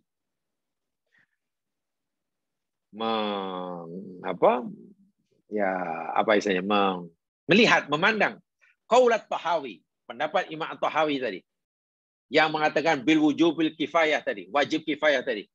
Beliau berkata, apa kata Imam As-Subki terhadap pendapat Imam At-Tahawi yang berkata bahawa sunat tarawih itu yakni wajib kifayah? Qala li'annahum qad ajma'u ala annahu la yajuzu linnasi. Li'annahum, sebab mereka itu qad ajma'u telah berijma', telah sepakat. Ala annahu, bahwasanya amalan itu la yajuzu linnas, tidak harus, tidak boleh bagi manusia ta'tilal masjid. Tidak boleh bagi manusia mengosongkan masjid. Ta'til itu mengosongkan, mencutikan. Utlah itu kan cuti. Jadi masjid kosong, tak ada orang sholat. Lepas sembahyang Isya, balik tutup lampu. Tak ada orang. Itu maksudnya. An qiyami Ramadan. Ini bermakna qiyam Ramadan di masjid itu dah wajibatun kifayatun, kata At-Tahawi. Kalau istilah Abu Hanifah, sunnatun la tajuzu. Karena tidak boleh masjid kosong sama sekali daripada aktiviti qiyam. Hanya digunakan untuk sholat fardu. Tak boleh. Ini yang keempat. Yang kelima, tengok pendapat yang kelima. Macam mana yang afdal solat tarawih ni, di rumah atau di masjid secara berjamaah? Pendapat yang kelima. Ini lagi pendapat yang betul-betul pelik jemaah sekalian. Kelima ni sangat pelik. Tapi seperti saya sampaikan, ma dhahaba ilaihil atrah. Ini pendapat yang dipilih oleh Atrah. Atrah itu sebenarnya merujuk kepada Ahlul Bait. Ahlul Bait itu yakni sahabat-sahabat yang ada hubungan kerabat dengan Rasulullah. Dia Al-Atrah, keluarga Nabi, Ahlul Bait. Ini lagi dahsyat. Mereka berpendapat al-jama'atu fiha bid'atun. Nah, tengok. Salat tarawih berjamaah itu hukumnya bid'ah. Ini pendapat Ahlul Bait. Ini saya kutip daripada kitab Nailul Autar yang dikarang oleh Imam Asy-Syaukani yang bermazhab Maliki itu. Bagus sekali itu Nailul Autar yang sudah ada terjemahannya dalam bahasa Melayu, kalau tak boleh dalam bahasa Arabnya. Nah, kita Nailul Autar. Ahlul Bait berpendapat salat tarawih berjamaah itu hukumnya bid'ah. Dahsyat itu. Ya, apa itu pendapat mereka dan mereka konsisten dengan pendapatnya. Sehingga berpendapat Ahlul Bait ini, ya mereka tidak pernah melakukan salat tarawih secara berjamaah. Dilakukan seorang-seorang di rumah. Pendapat yang terakhir yang keenam ini nampaknya ambil jalan tengah. Pendapat yang keenam tafsil. Tafsil itu ada perinciannya, ada penjelasannya, ada ulasannya. Tidak hanya boleh atau tak boleh, ini baik dan ini, tapi ada orangnya. Begini, haitu yara ashab hadhil qaul, mereka yang berpendapat yang keenam ini, anna sholataha fil baiti, bahwa sholat tarawih itu, sholat tarawih di rumah itu afdol, lebih utama, fi halatin, dalam satu keadaan, wa fil masjidi afdol fi halatin ukhra, dan sholat tarawih berjamaah di masjid itu afdol dalam keadaan yang lain, yakni tengok keadaan. Gantung deh. Boleh jadi dalam suasana tertentu, keadaan tertentu, sholat tarawih itu afdolnya di rumah. Sholat tarawih itu afdol di rumah, seorang-seorang. Sementara dalam keadaan yang lain, yang afdol dilakukan secara berjamaah di masjid. Nah, ini yang keenam nih, nampaknya lebih mengambil banyak pendapat tadi. Dan inilah yang dipilih oleh madhab sebagian madhab Maliki, sebagian madhab Syafi'i, sebagian madhab Hanafi. Jadi bukan majority. Jadi kalau ditanya Tuan, yang afdal itu sholat tarawih ini di rumah seorang-seorang atau yang di jamaah di masjid? Bergantung lah. Tengok lah. Depend lah. Tengok keadaan macam mana. Itu jawab. Bukan terus jawaban satu di antara dua tadi. Dah. Tengok dulu. Macam mana penjelasannya? Qala Malikiyah. Contoh. Madhab Malikiyah. Sebagian ulama Malikiyah jawabnya begini. Al-jama'atu mustahabun. Berjamaah. Sholat tarawih dengan berjamaah itu adalah sangat-sangat disukai. Mustahabun. Listimraril amali alal jam'i. Memandangkan amalan itu berterusan secara beramai-ramai. Min zamani Umar, daripada zaman Umar bin Khattab. Sholat tarawih berjamaah itu adalah disukai, bagus. Karena amalan tradisi ini telah berterusan. Berlangsung lama dah. Secara berjamaah semenjak zaman Umar. Wal infiradu, adapun sholat secara sendiri, perseorangan, fiha, dalam melakukan sholat tarawih seorang-seorang, tolaban lissalamati minarriai afdal. Jika niat orang itu sholat seorang-seorang di rumah, bukan ramai-ramai di masjid, niatnya yakni tolaban, karena hendak mencari selamat. Tolaban lissalamat, karena ingin mencari selamat daripada riak. Itu lebih baik. Sebab, salah. Saya ingat kalau saya ramai-ramai di masjid, nanti saya ini bukan, hati saya ini masih sangat tidak stabil, rapuh. Jadi saya takut nanti bila ramai-ramai, lalu orang itu timbul riak. Nak jaga niat bukan main, susah. Bukan senang nak jaga niat ikhlas. Jadi sekarang saya takut khawatir nanti bila masjid ramai saya takut riak. Nah, bagi orang yang seperti ini bersifat personal ya, individu ya, maka sholat seorang di rumah lebih utama. Lebih baik. Bitalati dengan beberapa syarat. Itu syarat tulis tuh. Soalnya dengan beberapa syarat, bukan bitalati. Hanya bisurutin aja. Talati itu artinya 3. Dibuang kalimat talat. Bisurutin dengan beberapa syarat. Yang pertama, alla tu'attalal masajid. Jangan sampai hanya karena semua orang sembahyang seorang-seorang di rumah, masjid kosong. Itu tak boleh lah. Itu tidak boleh. Fa in khifa minal ifrad bit tarawih at-ta'til fal masjid afdal.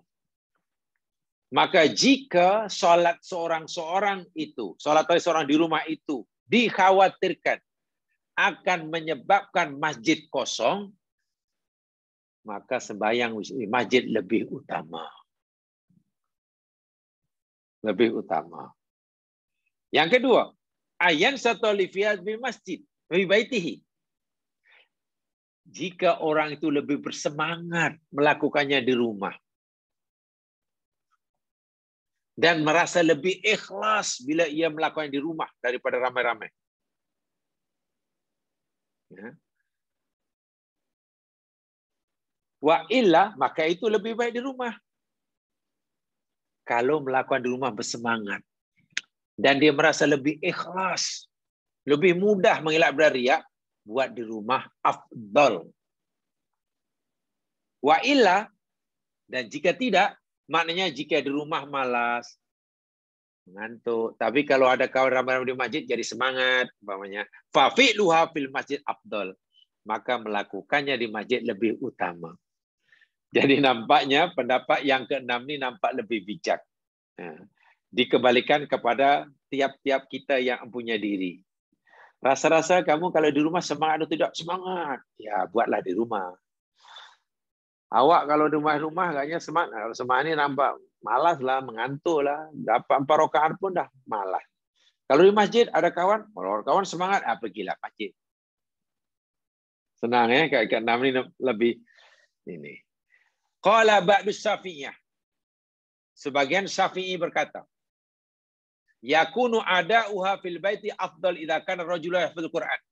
Salat sunat, salat tarawih di rumah lebih utama jika orang itu hafiz Al-Qur'an, banyak hafalannya. Kalau banyak hafalan ayat Qur'annya, elok di rumah.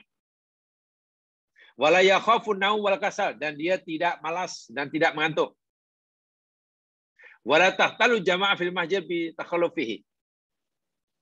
Dan tidaklah terpedaya wala tahtalu, dan tidak sombong. Sebab kalau di masjid nanti timbul sombong, tengok di rumah. Kalau masjid timbul riak, elok di rumah. Maknanya kalau sebagian Mas Syafi'i berkata, kalau hafalan ayatnya tak banyak, hanya kulhu aja, eloklah makmum yang hafiz lah gitulah. Ini rakaat pertama kulhu. Isya tadi dah kulhu dah. Rakaat pertama kulhu, kedua kulhu. Tarawih kulhu. Bukan tidak sah. Maksudnya kalau hafalannya hanya kulhu ina'a. Ya udahlah ikut makmum yang hafiz lah. Itulah maksudnya. Ba'dul Hanafi sebagian mengatakan farraqu bainal faqih alladhi yaqtadi bihi wa baina ghairihi min amatil musallin.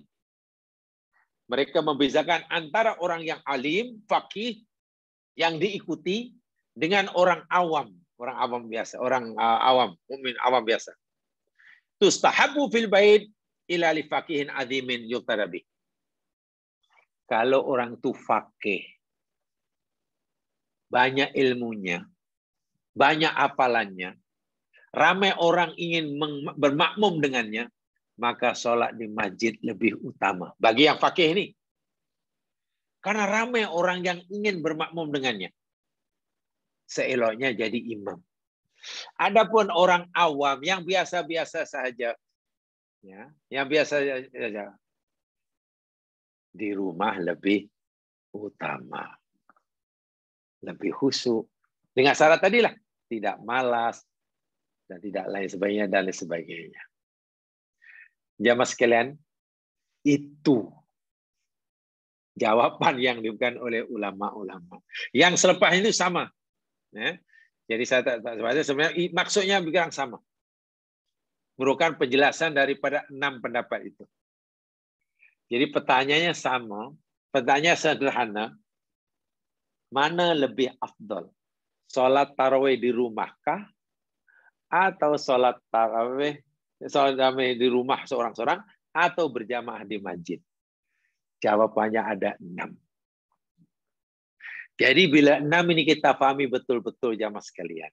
Bermakna wus'ah. Wus'ah itu ada kelapangan. Kita boleh memilih. Saya merasa perlu menyampaikan ini karena kita masih dalam kekangan prokes tadi.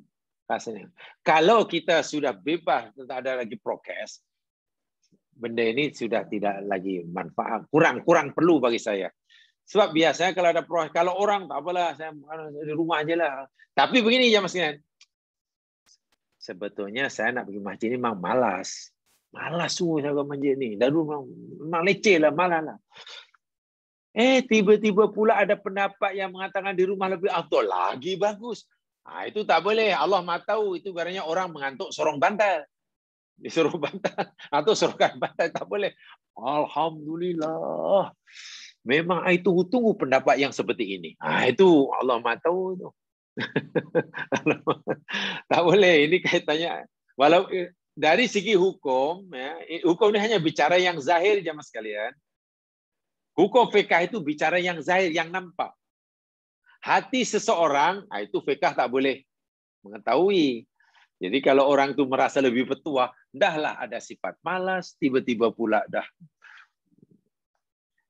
Contoh lah, saya kata contoh nih. Ya, saya kata contoh. Katalah orang malas baca Quran. Kata malas baca Quran, bahkan tak pernah. Malam apapun, malam Jumat tak pernah baca Quran apapun. Tiba-tiba ada pendapat yang mengatakan begini. Malam Jumat tak boleh baca surah Yasin. Hukumnya bid'ah umpamanya. Orang yang hatinya memang dah malah baca Quran pasti geduri kesyukuran. Alhamdulillah, alhamdulillah. Ini saya suka pendapat ini. Tengok. Baca Yasin malam Jumat itu bid'ah, masuk neraka. Ini yang I tunggu nih. Ini saya setuju 100%. Saya yakin. Setuju. Karena memang hatinya dah malas. Tidak ada pendapat begitu. Coba, tak bahaya macam mana. Wah, pendapat tadi kan tidak betul. Kan tidak ada larangan baca Yasin malam Jumat, tapi juga tidak ada perintah. Kan begitu yang betul. Yang betul, perintah tidak ada, larangan pun tidak ada. Jadi mau baca silakan, tak baca pun silakan. Hanya kalau nak baca, jangan yakin karena ada hadisnya. Tidak. Jadi kalau malam Jumat larang baca Yasin, itu agama apa itu? Pendapat apa itu? Jadi biar jelas itulah. Bila dikatakan malam Jumat haram bid'ah baca Yasin, kawan yang memang tak pernah sentuh Quran, memang sujud syukur, pasti sujud syukur. Alhamdulillah, alhamdulillah. Alhamdulillah. Nah, itu macam tadilah, ngantuk sorok bantal tadi. So, itu jemaah sekalian. Mudah-mudahanlah sedikit memberi pencerahan. Sengaja saya sampaikan ini karena tadi saya katakan kita masih dalam prokes supaya ya ada sedikitlah pengetahuan berkaitan dengan peraturan, ya. Dengan peraturan. Ya anggap sajalah ini sebagai belajar sedikit tentang regulasi, tentang regulasi agama, dengan regulasi hukum. Sedikit banyak kena tahu. Walaupun mungkin kalau ada bertanya dan petani agak nakal lah. Sebetulnya sembahyang Ramadan ini boleh ke tak boleh? Tak sembahyang tarawih umpamanya. Itu pertanyaan paling nakal. Dan jawabannya mesti boleh. Kan begitu kan? Siapa yang berani menjawab? Bulan Ramadan tidak boleh tak sembahyang tarawih. Tak ada kan? Kan tidak wajib. Tidak wajib. Jadi sebulan Ramadan tak sembahyang tarawih pun sebenarnya tak mengapa, kan dia sunat. Itu pertanyaan nakal, jawaban nakal lah. Dan pasti itu memberi peluang keemasan sujud syukur bagi orang yang memang malas tarawih. Alhamdulillah rupanya adalah pendapat yang mengatakan tak tarawih pun tak dosa rupanya. Lagilah seronok. Itu aja ya sekalian. Jadi mudah-mudahanlah sedikit memberi pencerahan. Kita harapkanlah bulan Ramadan tahun ini, karena kita sudah 2 kali Ramadan ya, dalam suasana yang tidak seperti biasa, ya mungkin ini ujian juga bagi kita ya. Ujiannya begini, kalau selama itu kita begitu semangat menghidupkan qiyah Ramadan, karena rame-rame. Kan rame-rame kan, sholat itu ramai, lalu itu ada murid, ada sahur lagi. Bahkan ada orang yang tiap malam pindah masjid yang sekalian. Bukan itu saja, ada grup sendiri. Ada grup sendiri, ada ketuanya yang dipilih, ada apa imamnya, ada ustadznya kan. Ikut di ustadz itu, mana ikut? Bahkan sampai luar negeri. Luar negeri maknanya kalau orang Selangor pergi negeri 9 lah. Itulah kira luar negeri. Ikutlah seronok satu Ramadan. Sampai begitu sekali. Walaupun Nabi tak bagi contoh pun. Yang pasti tidak ada amalan sahabat kita tiap malam pindah randah dan buat grup sendiri. Pindah sana. Yang pasti tidak ada.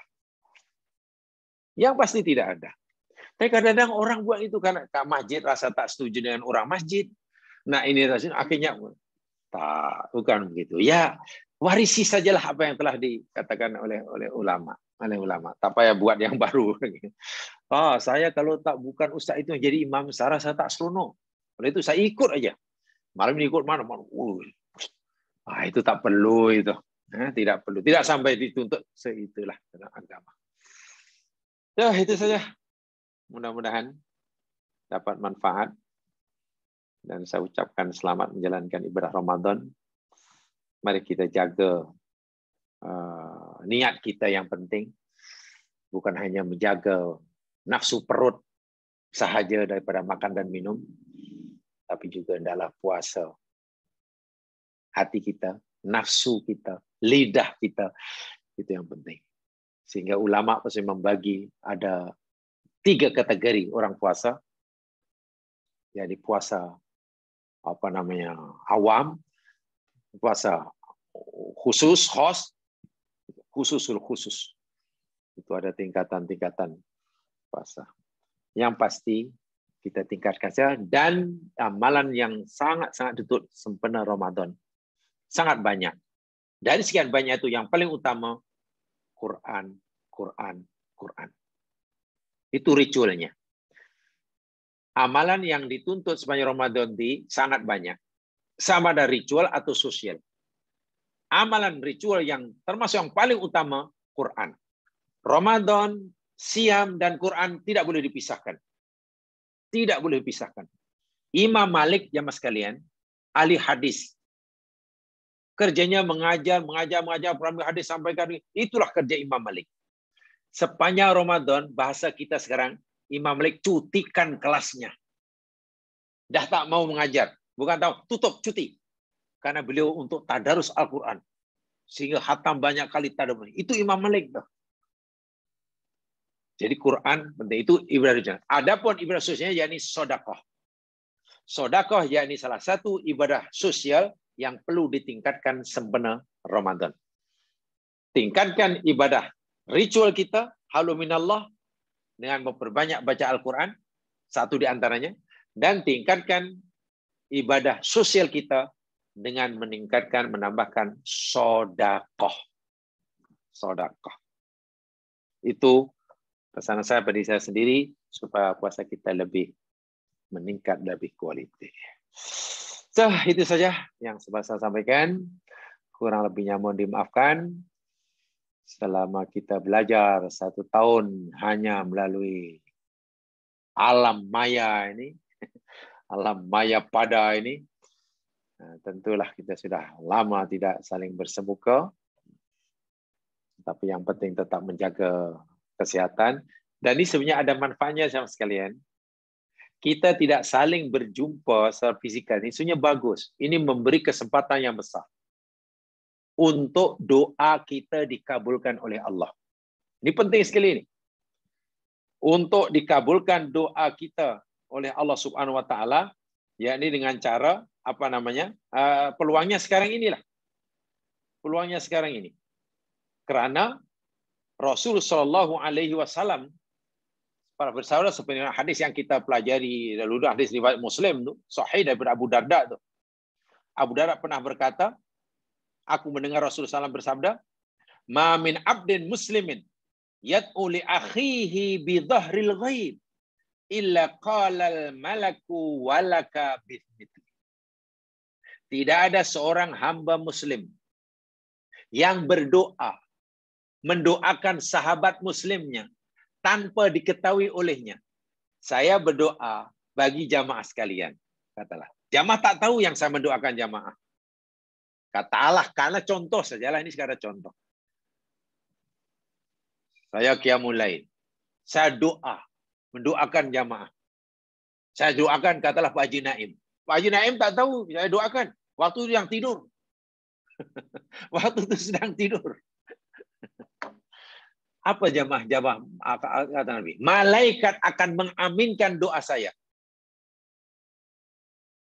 Artinya doa saya akan dikabulkan oleh Allah untuk doa saya untuk Haji Naim dan juga dikabulkan untuk saya. Jadi doa yang makbul itu jamaah sekalian, satu di antaranya di samping di Raudhah Madinah sana, doakan kawan kita tanpa diketahui olehnya. Sudah. Itu dipanggil doa mendoakan. Jadi kita tak berjumpa sama saat itu peluang yang besar untuk kita dikabulkan doa kita. Syaratnya, ikhlaskan niat kita mendoakan kawan. Allah kabulkan untuk dia dan juga untuk kita. Orang lain pun doakan. Tapi dengan syarat tadi bidhahril ghaib Nabi kata. Tanpa diketahui olehnya. Itu syaratnya. Jadi bila kita sudah doakan dan kawan itu tak tahu, jangan diberitahu selepasnya. Jangan esoknya kemudian SMS, semalam malam tadi awak pukul 3 rasa apa-apa tak? Tanya SMS. Tanya apa? Tak, saya itu doakan awak. Oh, terima kasih. Dah tak gaib lagi lah, dah diberitahu pula. Dia dari sum'ah namanya. Sebab setan ni pandai. Kadang-kadang, you kena bagi tahu dia. Malam tadi awak doakan dia. Kalau tidak, nanti dia ingat awak tak doakan dia. Udah. Jangan dibatalkan. Sudah. Kita beramal ini karena Allah. Tidak perlu diketahui orang. Semakin tidak diketahui oleh orang, itu lagi bagus. Bahkan orang-orang dahulu, ramai jamaah sekalian, yang beramal, disuruhkan amalnya, dan dia suka jika orang lain fikir dia tidak beramal. Itu kan luar biasa itu. Suka menyorokkan sedekahnya, sehingga orang kampungnya menyangka dia tak pernah bersedekah. Itu lebih suka. Dia lebih suka disangka oleh orang kampung dia tak pernah bersedekah. Karena tak pernah ada orang melihat sedekah. Sebab kalau orang kampung tahu dia dermawan, susah nak jaga niat. Pasti riak tu mudah. Ingat itu, doa mendoakan adalah kita amalkan. Ya, Mah? Itulah. Jadi itu saja yang saya sampaikan. Kurang lebih yang dimaafkan. Jika diberi peluang oleh Allah SWT, kita akan jumpa dalam kesempatan yang lain dan kita berharap supaya musibah ini segera hilang, prokes segala diangkat dan kita dapat menjalani kehidupan seperti biasa, kembali kepada keadaan biasa insya-Allah bila Allah izinkan. Ya. Tapi walau bagaimanapun Allah punya rancangan sendiri dengan apa yang Ia tetapkan bagi hamba-Nya. Itu saja, kurang lebih yang dimaafkan. Mari kita dengan bacaan tahfidz kifarah dan surah wal asr. Subhanakallahumma wa bihamdika asyhadu an la ilaha illa anta astaghfiruka wa atubu ilaik. A'udzu minasyaitonir rajim. Wal 'ashr. Innal insana lafi khusr illa alladziina aamanu wa 'amilus shalihaat. Tawashaw bil haqq wa tawashaw bis sabr. Assalamualaikum warahmatullahi wabarakatuh. Waalaikumsalam. Ustaz, maaf Ustaz. Ya, sila. Boleh tanya sikit? Sila. Kalau